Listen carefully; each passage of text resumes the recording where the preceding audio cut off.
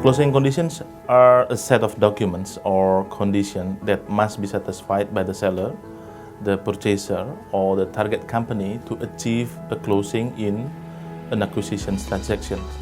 Some of the key closing conditions are various corporate approval, such as corporate approval for the seller to sell the shares, corporate approval for the buyer, again to purchase the shares, or in some other cases, approval from the board of the commissioner of both parties. Another condition to closing is the approval of the lender or third party engaged with the target company.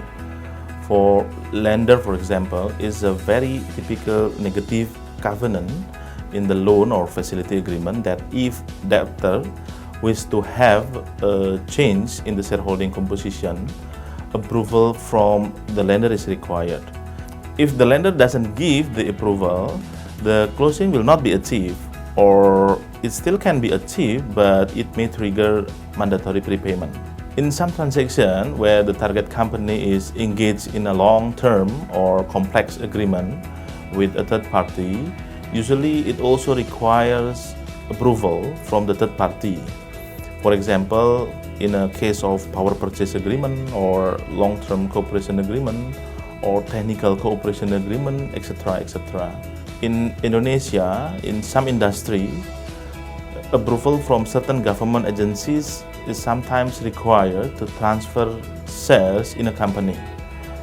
As we have in mining, for example, electricity, banking and finance, and some other industry, we need to obtain specific government approval before transferring shares in the target company. It's also important that parties to the acquisition agreement to address on how the treatment to the employees who opt not to continue the relationship with the target company.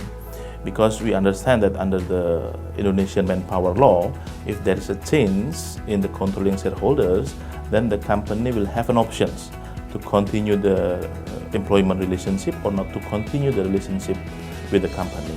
So it may trigger a tremendous commercial effect, so it will have to be addressed properly in the agreement. In most acquisition deals, there is a time gap between the signing of the sale and purchase agreement and the closing date. Of course, it can cause a gaps in condition of company at the signing date and the condition of the company at the closing date. The seller and the purchaser may agree to have some sort of mechanism to evaluate the condition of the company prior to the closing, to ensure that the value of the company still exists with the condition as per the signing date, or other level of conditions but still accepted to the purchaser.